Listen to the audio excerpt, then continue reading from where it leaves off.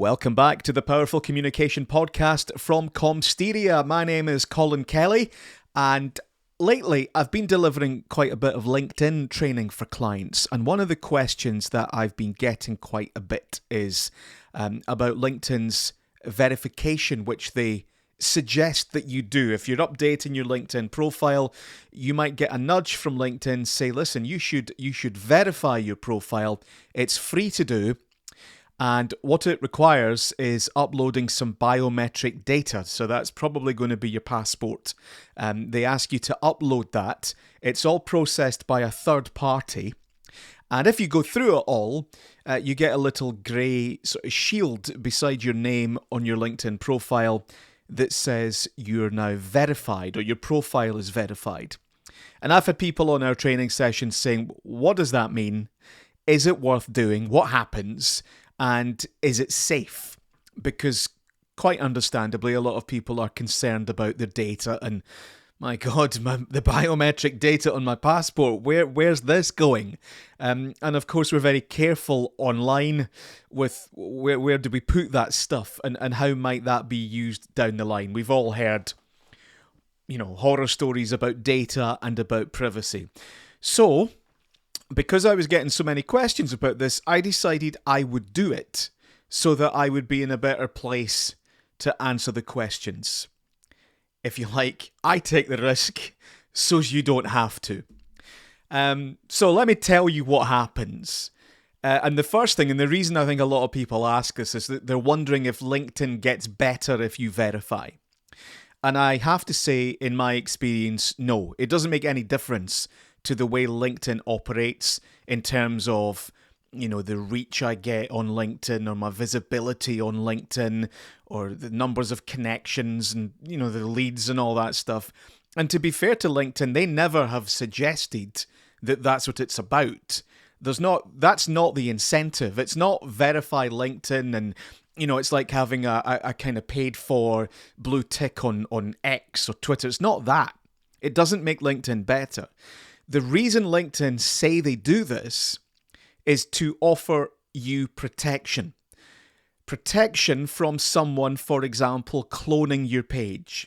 I'm sure you've heard of this happening on Facebook, for example, where someone comes along and they take your name and your picture and screenshot it and copy the text, and the next day create a new page that looks like you and it's got all your stuff on it, but it's not you, and then they try to add all your friends. I'm sure you've seen that on Facebook. I'm sure you've also heard of people getting locked out of Facebook. The page gets hacked, and they're trying to get back in and get ownership of the page back so they can continue using it.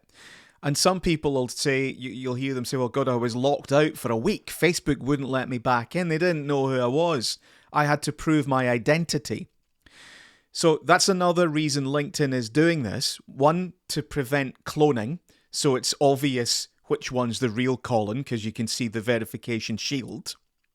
But also, if I get locked out of my LinkedIn or the page gets hacked and I need back in, they say it's quite a quick and simple process because they're already holding my biometric data.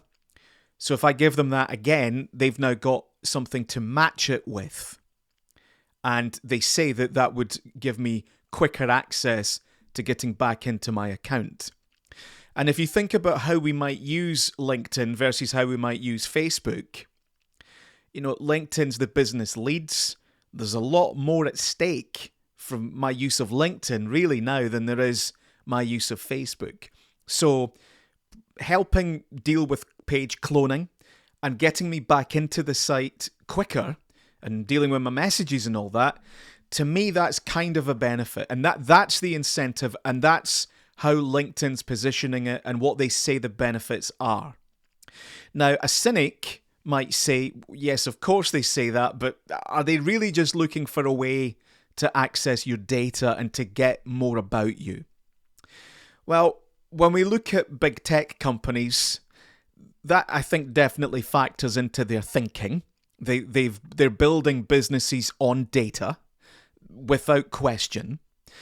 LinkedIn, when it processes this biometric data, it uses a third party who are called Persona.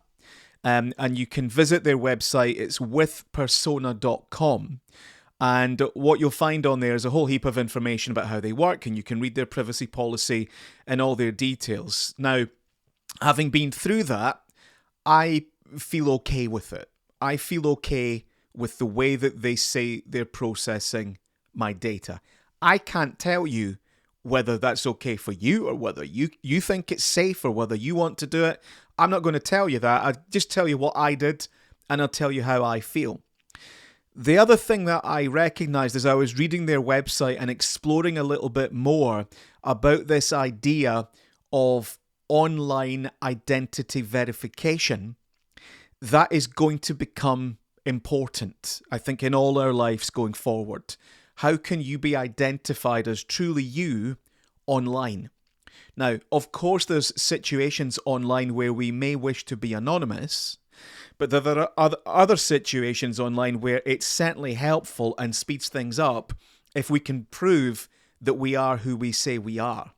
And I think there's going to be more and more services that we might need to access that certainly it's going to be the default, or it's going to be more convenient and quicker if there's some sort of system of doing that. And what companies like Persona are doing, and they're not the only ones, but they are trying to position themselves as the home of online identity verification. And so at the moment, they're working with LinkedIn. LinkedIn doesn't get access to your biometric data. Persona do. It's them that process it. LinkedIn's not seeing it. They're not like using your passport for anything. You can go and read all of that information. They're not like scanning your passport and then showing you ads relating to what they think you look like and stuff like that. It's not what they're doing. But go on and read it. There's an explanation from LinkedIn, and then you can click through to withpersona.com and you can find out more about what they are doing. So I'm not trying to persuade you either way. I just wanted to say that I had done it, and there's no real advantage in terms of what happens on LinkedIn. But if you're concerned about your online identity and security and quick access back into your account and that sort of thing, it may well be worth a look.